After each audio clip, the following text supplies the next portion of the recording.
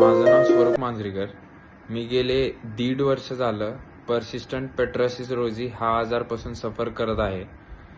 तर मी ह्यासाठी allopathy treatment try केली 1.5 वर्ष, पण ते काही ठीक नाही झाली.